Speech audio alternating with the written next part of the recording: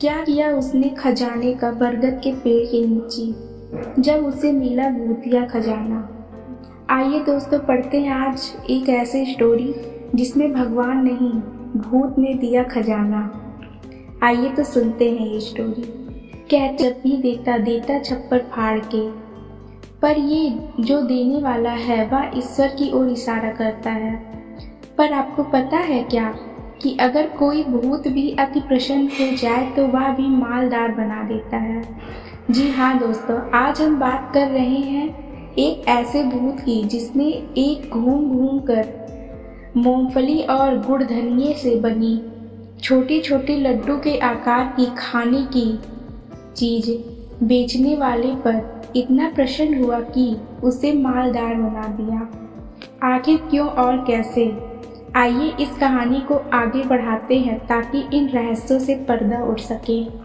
हाँ दोस्तों, एक बात और, इस कहानी को आगे बढ़ाने से पहले मैं आप लोगों को बता दूं कि इस कहानी में कितनी सत्यता है यह मैं नहीं कह सकता, क्योंकि यह कहानी भी मैं अपने गांव जवार के सुनी और सुनाई जनता की माने तो इस घटना को लगभग घटे 70-80 साल हो गए हैं। पहले गांव में कुछ बनिया फेरी करते थे, आज भी आते हैं पर कम मात्रा में। कोई छोटी मोटी खाने की चीजें बेचता था तो कोई श्रृंगार के सामान या धनिया मसाला इत्यादि। ये लोग एक दौरी मतलब एक पात्र में इन सामानों को रखकर गांव-गांव घूमकर बेचते थे। आज तो जमाना बदल गया है और गांव में भी कई सारी दुकानें खुल गई हैं, और कोई बाहर से बेचने भी आता है तो ठेले पर सामान लेकर या साइकिल आदि पर बर्फ, आइसक्रीम आदि लेकर। हाँ, तो यह कहानी एक ऐसे ही बनिए से संबंध रखती है जो गांव-गांव घूमकर मूंगफली, गुड़, धनिया, मसल पट्टी आदि बेचता था। इस बनिए का नाम रामधन था। रामधन सूनी पगडंडियों, बड़े बड़े बगीचों और से होकर एक गांव से दूसरे गांव जाया करता था।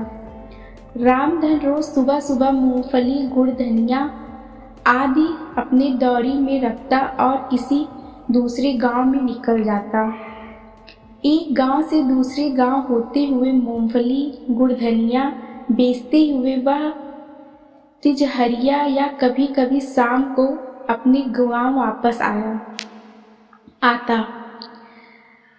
जब वह अपनी दौरी उठाए चलता और बीच बीच में बोला करता, ले गुड़ धनिया, ले मूंगफली, ले मसल पट्टी, दांत में सट्टी, लइका खाई सयान हो जाए, बूढ़ा खाई जवान हो जाए। उसकी इतनी बात सुनते ही बच्चे अपने अपने घर से भागते हुए यहाँ चिल्लाते थे कि मसल पट्टी वाला आया, मूंगफली वाला आया। और इसके साथ ही वे अपने घर में घुसकर छोटी छोटी डलिया में या फाड़ आदि में धान, गेहूं आदि लेकर आते और मूंगफली, गुड़, धनिया आदि खरीद कर खाते थे।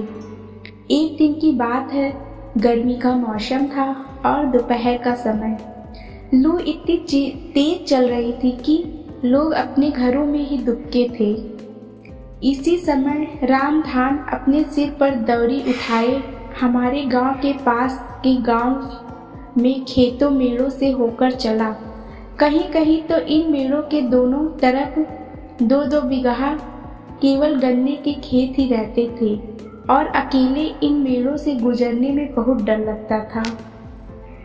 कमजोर दिल आदमी तो अकेले या खरखर दोपहरिया या शाम को इन मोड़ों से गुजरना क्या, उधर जाने की सोच के भी धोती गीली कर देते थे। हमारे गांव से वह पास के जिस गांव में जा रहा था उसकी दूरी लगभग 1 कोस है और बीच में एक बड़ी बारी, इसे हम लोग आज भी बड़की बारी के नाम से पुकारते हैं। यह बारी इतनी घनी थी कि दोपहर में भी इसमें अंधेरा जैसा माहौल रहता था। इस बीच में आम के पेड़ की अधिकता थी, पर इस बारी के बीच में एक बड़ा बरगद का पेड़ था। रामधन इस बगीचे में पहुंचकर अपनी दौरी को उतार कर एक पेड़ के नीचे रख दिया। सोचा कि थोड़ा सुस्ताने के बाद आगे बढ़ता हूँ। वह वहीं एक पेड़ की थोड़ी ऊपर उठी जड़ को अपना तकिया बनाया और अपने गमछे को बिछाकर आराम करने लगा। उसको पता ही नहीं चला कि कब उसकी आंख लग गई, नींद आ गई। अचानक उसे लगा कि बगीचे में कहीं बहुत तेज आंधी उठा है और डालियां आदि के टकराने से बहुत शोर हो रहा है। वह उठकर बैठ गया और डालियों की टकराहट वाली दिशा में देखा। अरे हाँ, वह जहाँ सोया था वहाँ से कुछ ही दूरी पर दो पेड़ की डालियां बहुत तेज से नीचे ऊपर हो रही थी और कभी कभी इन डालियों के आपस में टकराहट से बहुत भयंकर आवाज हो रही थी। अगर कमजोर दिल आदमी अकेले में यह देख ले तो उसका दिल मुंह में आ जाए, पर रामधन को तो यह आदत थी। वह मन ही मन सोचा कि शायद भूत आपस में झगड़ा कर रहे हैं या कोई खेल रहे हैं। वह डरने वालों में से नहीं था। वह वहीं लेटे लेटे इन भूतों की लड़ाई का आनंद लेने लगा, पर उसे कोई भूत दिखाई नहीं दे रहे थे। वहां बस हवा की उन पेड़ों के पास बहुत ही डरावनी और तीव्र हवा चल रही थी। रामधन के लिए भूतों की लड़ाई का खेल आम बात थी। उसे बराबर सुनसान रास्तों, झाड़ियों, घने घने बगीचों आदि से होकर अकेले जाना पड़ता था। अगर वह डरने लगे तो उसका धंधा ही चौपट हो जाए। उसका पाला बहुत बार भूत, प्रेत, चुड़ैलों आदि से पड़ा था, पर किसी ने उसका कुछ नहीं बिगाड़ा था। वह अपने आप को बहुत बहादुर समझता था और इन भूत प्रेतों को आम इंसान से ज्यादा तजब्बो नहीं देता था। रामधन ने लेटे लेटे ही अचानक देखा कि एक बड़ा ही भयंकर और विशालकाय प्रेत इस पेड़ से उस पेड़ पर क्रोधित होकर कूद रहा है और इसी कारण से उन दोनों पेड़ों की डालियां बहुत वेग से चरर मरर की आवाज करते हुए नीचे ऊपर हो रही हैं। रामधन को और कुतूहल हुआ और अब वह और सतर्क होकर उस भूत को देखने लगा। अरे रामधन को लगा कि अभी तो यह प्रेत अकेले था, अब यह दूसरा कहाँ से आ गया। अच्छा तो यह बात है। अब रामधन को समझ आ गया। दरअसल बात यह थी कि यहाँ भूतों का खेल नहीं, भयंकर झगड़ा चल रहा था। वह बड़ा भूत उस दूसरे भूत को पकड़ने की कोशिश कर रहा था, पर कामयाब नहीं हो पा रहा था और इसी गुस्से में डालियों को तोड़ मरोड़ रहा था। अरे अब तो रामधन को इतना मजा आने लगा कि भूतों की संख्या बढ़ती जा रही थी।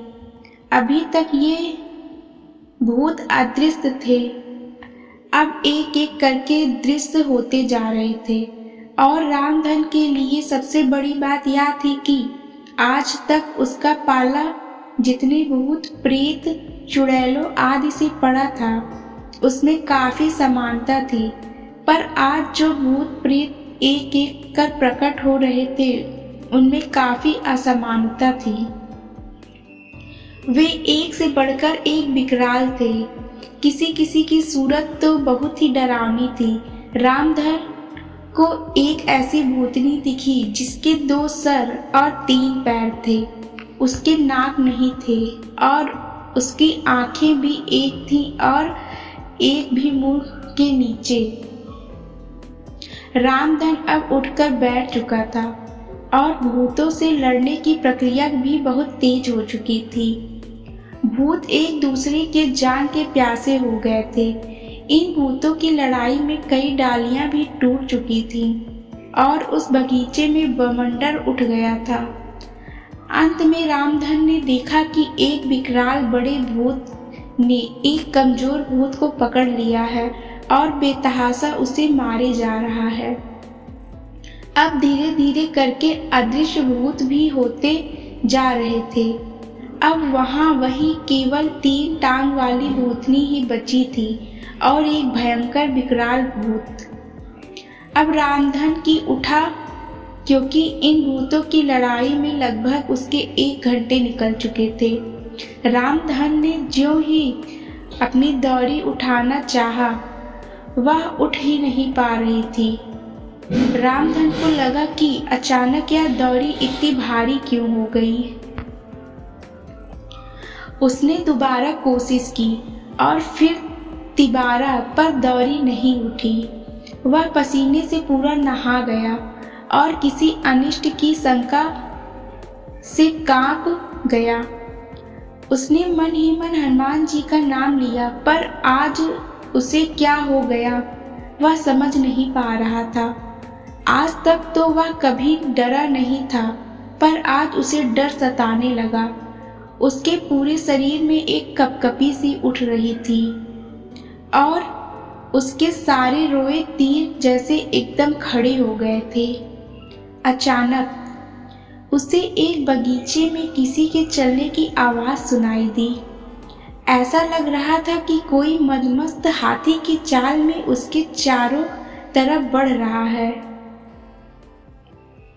रामधन को कुछ दिखाई तो नहीं दे रहा था, पर ऐसा लग रहा था कि कोई उसकी ओर बढ़ रहा है।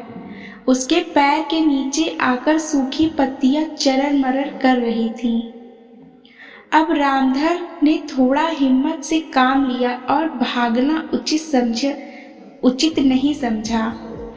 उसने मन ही मन सोचा कि आज जो कुछ हो जाए, पर वह यहाँ से भागेगा नहीं। अचानक उस दैत्याकार अदृश्य प्राणी के चलने की आवाज थम गई। अब रामधन थोड़ा और हिम्मत करके चिल्लाया, कौन है, कौन है? जो कोई भी है सामने क्यों नहीं आता है? बस सब कुछ स्पष्ट था, क्योंकि एक विकराल भूत, शायद वह वही था जो दूसरे भूत को मार रहा था, रामधन के पास दृश्य हुआ एक कदम शांत भाव में। अब वह गुस्से में नहीं लग रहा था। रामधन ने थूक घोट कर कहा, कौन हो तुम और क्या चाहते हो? क्यों मुझे परेशान कर रहे हो? मैं डरा नहीं। वह विकराल भूत बोला, डरो मत, मैं तुम्हें डराना भी नहीं आया हूँ। मैं यहाँ का राजा हूँ। राजा और मेरे रहते किसी को डरने की आवश्यकता नहीं है। अगर कोई डराने की कोशिश करेगा तो वही हर्ष करूँगा जो उस कलमुनिया भूत का किया। अब रामधन का थोड़ा डर कम हुआ और उसने उस भूत से पूछा, क्या किया था उस कलमुनिया भूत ने? वह विकराल भूत हंसा और कहा, वह कलमुनिया काफी दिनों से इस ललमुनिया को सता रहा था। मैंने उसे कई बार चेतावनी दी थी, पर समझा ही नहीं, और हद तो आज हो गई जब उसने कुछ भूत प्रेतों को एकत्र करके मुझ पर हमला कर दिया। सबको मारा मैंने और दौड़ा दौड़ा कर मारा। रामधन ने अपनी जान बचाने के लिए उस भूत की चमचागिरी में उसकी बहुत प्रशंसा की और बोला, तो क्या अब मैं जाऊं? हाँ जाओ, पर जाते जाते कुछ खिला दो। बहुत भूख लगी है और थक भी गया हूँ, उस विकराल भूत ने कहा। धन ने उस भूत से अपना पीछा छुड़ाने के लिए थोड़ा गुड़ धनिया निकाल कर उसे दे दिया। गुड़ धनिया खाते ही वह भूत रामधन से विनती भाव में बोला कि थोड़ा और दो ना, बहुत ही अच्छा है। मैं भी बचपन में बहुत गुड़ धनिया खाता था। रामधन ने कहा, नहीं नहीं, अब नहीं मिलेगा, सब तू ही खा जाओ, ये तो मैं बेचूंगा क्या। भूत ने कहा कि बोलो कितना हुआ, मैं खरीद लेता हूँ। रामधन को अब थोड़ा लालच आ गया, क्योंकि उसने सुना था कि इन भूत प्रेतों के पास अपार संपत्ति होती है, अगर किसी पर प्रसन्न हो जाए तो माला माल कर देते हैं। अब रामधन ने दौरी में से थोड़ा और गुड़धनिया निकालकर उस भूत की ओर बढ़ाते हुए बोला कि अब पैसा दो तो यह दौरी का पूरा सामान तुझे दे दूंगा। भूत ने उसके हाथ से गुड़धनिया ले लिया और खाते खाते बोला कि मेरे पीछे आओ। अब तो रामधन एकदम निडर होकर अपनी दौरी को उठाया और भूत के पीछे पीछे चल दिया। वह भूत रामधन को लेकर उस बगीचे में एकदम उत्तर की ओर पहुंचा। यह उस बगीचे का एकदम उत्तरी छोरा था। इस उत्तरी छोर पर एक जगह एक थोड़ा उठा हुआ टीला था और वहीं उस टीले में मूंज आदि और एक छोटा नीम का पेड़ था। उस नीम के पेड़ के आगे एक छोटा सा पलाश का पेड़ था। उस विकराल भूत ने रामधन से कहा कि इस पलाश के पेड़ के नीचे खोदो। रामधन ने कहा कि मेरे पास खोदने के लिए कुछ है ही नहीं, तुम ही खोदो। रामधन की बात सुनकर वह भूत आगे बढ़ा और देखते ही देखते और विकराल हो गया। उसके नख खुरपों की तरह बड़े हो गए और उसी नखों से वह उस पसाल के पेड़ के नीचे खोदने लगा। खोदने का काम ज्यों ही खत्म हुआ त्यों ही रामधन ने उस गड्ढे में झांक कर देखा। उसे उस गड्ढे में एक बटुला दिखाई दिया। अब तो वह बिना कुछ सोचे समझे उस गड्ढे में प्रवेश करते उस बटुले को बाहर निकाला। बटुला बहुत भारी था। उसने बटुला के मुख पर से ज्यों ढक्कन हटाया, उसकी आंखें खुली की खुली रह गई। बटुले में पुराने चांदी के सिक्के थे। वह बहुत प्रसन्न हुआ और अपने दौरी का सारा सामान वहीं गिरा दिया और भूत से बोला कि सब खा जाओ। भूत खाने पर टूट पड़ा और इधर रामधन ने उस बटुले का सारा माल अपनी दौरी में रखा और उसे ढककर तेजी से अपने गांव की ओर चल पड़ा। गांव में पहुंचने के एक ही हफ्ते बाद ऐसा लगा कि रामधन की लॉटरी लग गई हो। उसने अपने मढ़ई के स्थान पर लिंटर बनवाना शुरू किया और धीरे धीरे करके मूंगफली और गुड़धनिया बेचने का धंधा बंद कर दिया। सही कहा गया है कि देने वाले भूत जी जब भी देते छप्पर फाड़ के देते। इस कहानी में कितनी सच्चाई है दोस्तों, यह तो मुझे नहीं पता, पर आज भी गांव में सुनने को आता है कि फला व्यक्ति को 4 बटुली पुराने सिक्के मिले तो फला को 2 बटुली। कुछ लोग ऐसा मानते हैं कि पहले कुछ लोग जब खाना बदोश जीवन जीते थे तब वह कहीं कहीं महीनों सालों तक डेरा डालते थे और वहां अपने रुपए पैसों को वहीं छिपा देते थे और बाद में भूल जाते थे या कहीं और चले जाते थे। ये वही पैसे हैं जो कुछ का कहना है कि ये भूत प्रेतों के पैसे हैं और लोग वहीं रहकर इनकी रक्षा करते हैं।